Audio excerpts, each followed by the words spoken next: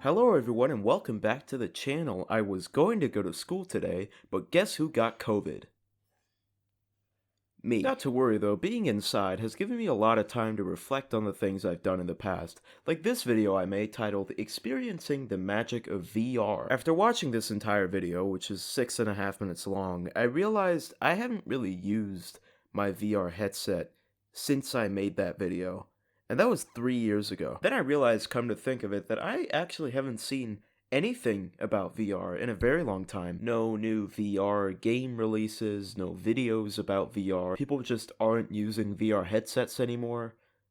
So what happened? If you asked anyone 10 years ago what they think VR would become, they would probably say that it's like the next generation of computers. Everyone would have one, it would be a common household item, and people would be using it to do all sorts of awesome things, like brain surgery and bomb defusal. And now it's 10 years later, and lo and behold, no. And all of this begs the question, is VR actually worth it? Wow! Oh my god! He actually said the title of the video! Shut up.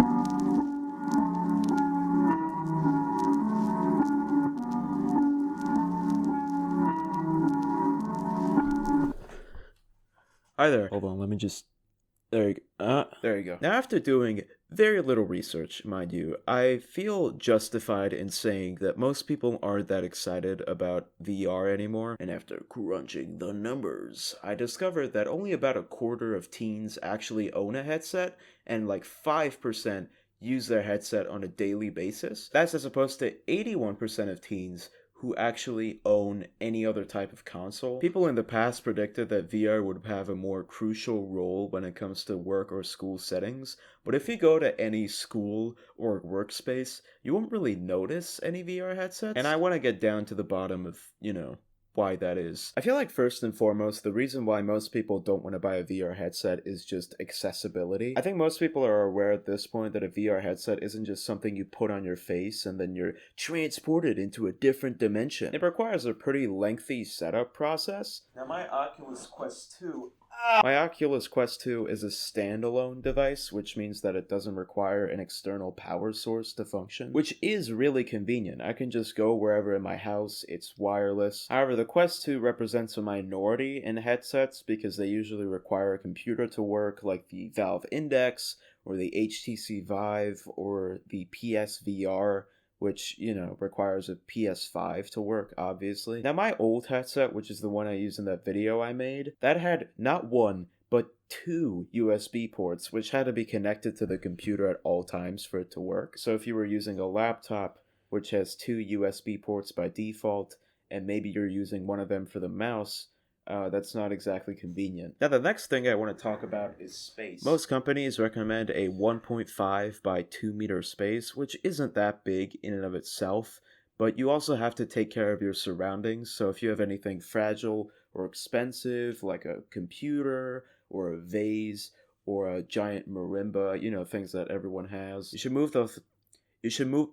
Oh my god. You should move those things out of the way, as well as anything that's directly in front of you. Like, for example, if you were to accidentally throw the controller, like I did, you want to make sure that it doesn't hit anything that's too bad, like, for example, like the family printer, which will cause your dad to come home from work and yell at you. You know how it is. Speaking of the controller, the ones you get with the Oculus Quest are actually pretty innovative. They're pretty unique, like you will never see things that look like this for any other device. However, it's pretty easy to get used to because the buttons don't actually matter. What this actually serves to do is to recognize various hand movements. For example, if you were to clench all of the buttons, you're making a fist, for example, but if I let this go, then I'm pointing forward. So it's actually pretty cool. However, not all games use the touch controller. Sometimes you require an Xbox controller. Why? With our previous headset, you actually got a free Xbox controller in the box. It's not great because if you're not familiar with an Xbox controller, you now have to figure out how it works with a giant goggle in the way. However, VR programs don't generally do this, so it's usually alright. We just used the controller to play other games with the computer, and it worked great.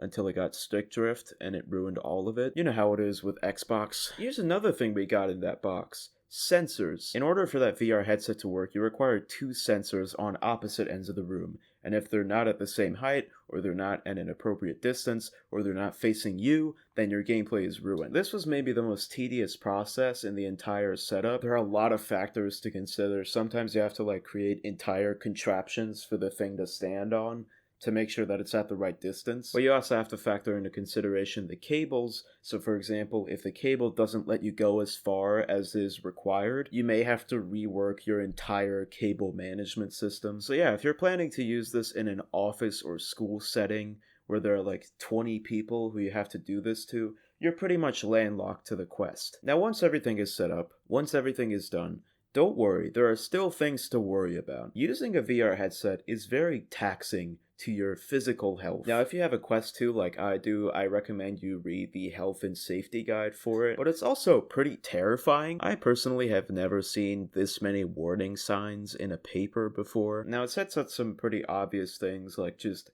generally be careful when you're using it. Basically, don't use this if you're drunk, or you're expecting, or you're tired, or you're stressed, or you have diarrhea. Using this device can have a lot of consequences, which isn't great. The document recommends that you only use the headset 15 minutes at a time, which is obviously what I did, and I definitely didn't spend 4 hours on it once. Otherwise, you may suffer various symptoms, which I will list here. But what really set me off was this last point about pressure or chafing, itching or irritation, lasting changes in skin appearance, swelling, or unusual hair loss. What? You're telling me after all this time that I could have gone bald while playing Beat Saber? Sorry, this is a very fear-mongery section of the video. Now, if you're planning on buying a VR headset, or you already have one, but you're not sure if you're supposed to use it, please read through this document or just talk to a doctor about it. They're way more qualified to talk about it than I am, so don't actually listen to what I'm saying. It's not valuable info. Before we move on, I want to talk a little bit about Meta. I don't have a lav mic, so I guess my regular microphone will do. The audio quality is going to be dreadful for this part of the video. Now, if you don't know what Meta is, good for you. I'm going to tell you what Meta is. Meta is the company that owns a lot of the apps that I and a lot of other people use on a regular basis. These include apps like Facebook, Instagram, WhatsApp, Facebook Messenger. Just kidding, please don't use Facebook Messenger. Frankly, you could not design a worse app. Danii, why are you so negative in this video? You would understand my frustration if you've ever tried to send someone a photo on Messenger, but the photo decides to not send itself, but the caption of it still sends. So the other person is like, wait, what are you talking about? There's no picture there. And then you look like an insane person. Alright, anyway, I feel like even when they weren't called Meta, when they were just called Facebook, they were already pretty shady. I feel like no matter who you are, you will always have some sort of skepticism associated with Meta or Facebook as a company. For example, a few years ago, Facebook would just periodically ask you to send it a picture of yourself or your ID, so that's pretty cool. I'm glad they did that. And a few years ago, it was revealed by a whistleblower that Facebook was purposefully pushing misinformation to people, because then people will spend more time on Facebook, thus yielding more money. And so Facebook was like, what do we do? Let's change our name. And boom, now we are Meta. Sorry, Facebook? No, that's a different company. They've done a lot of bad, icky stuff. But we are Meta. We're a new company. We're the new ones on the block. We've never done anything wrong. This is when the company started leading harder into VR as a concept. And rather than just focusing on social media, they're now going to create the new metaverse. Hence the name, of course. They're called Meta because they're creating the meta. And all of their ideas are summarized in this keynote they did a few years ago. And they could have just gone out on the stage and said, we're going to be doing more VR stuff now.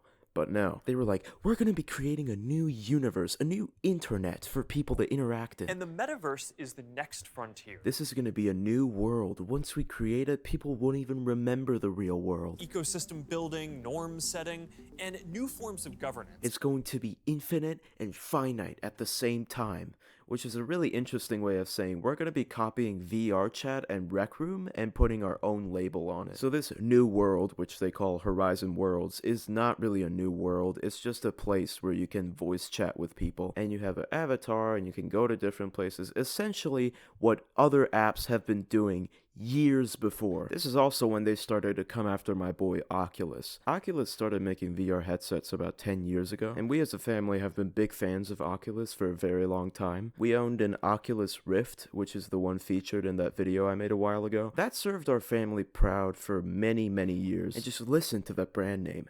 Oculus. It's so simple, so creative, it's so memorable. We wouldn't even call the VR headset a VR headset. We would just refer to it as the Oculus. Hey, wanna play on the Oculus? And guess what? Meta stripped the Oculus name completely. The Oculus Quest 2 is now called the Meta Quest 2 for some reason. So my Quest 2 still has the Oculus logo embroidered on it, but future generations won't get to experience that. I want to clarify that Facebook has owned Oculus for many years, and it's been working fine, and then the company changed their name to Meta and ruined the whole thing. And I want to talk about the Quest 2 for a little bit. Now, as a big shot YouTuber, I like recording things using certain devices, and for some reason they made it really hard to record with this device. Now, you can start a screen recording, that's fine, but you can only share it using Meta products. So you can either make a Instagram reel with it, or you can post it to your Facebook feed, or you can send it to someone on WhatsApp. That's the only three options. No like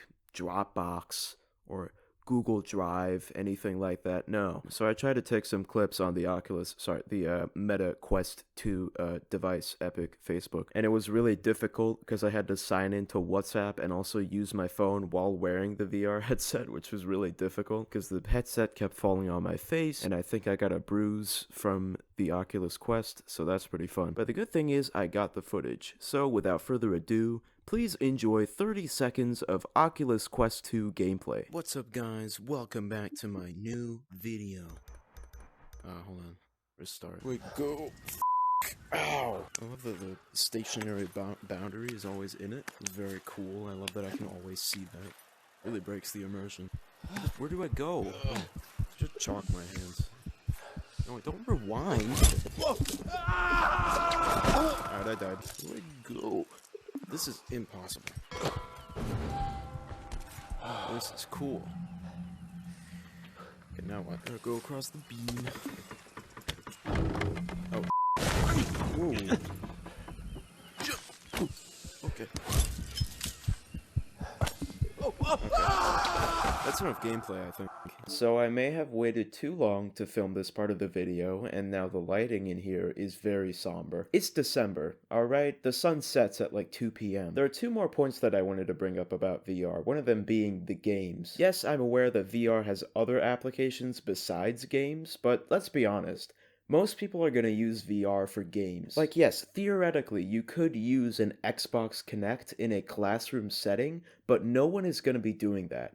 Everyone is playing Kinect Adventures, or Just Dance, if you're weird. I have a gripe with the games that are available on VR headsets, because I feel like most games fall into two categories, one being games that are designed to teach you how to use VR, and games that are just an adaptation or a spin-off of an already existing game not on VR. For the first category, I want to bring up Job Simulator, for example. Don't get me wrong, I love Job Simulator, but it's very clearly just trying to get you enthralled in the VR experience. In fact, if you've ever played the Steam VR tutorial, they actually just drop you into Job Simulator and tell you to play it. Now, I feel like for the second category, most people are going to doubt me here, but let's check the top games people are playing on VR right now. Half-Life, Horizon, Gran Turismo, Resident Evil again, No Man's Sky, Star Wars, Walking Dead, What the Golf but with a baseball bat instead, Tetris, this game which is basically just Fortnite. This review actually just says, this multiplayer battle royale experience of Population 1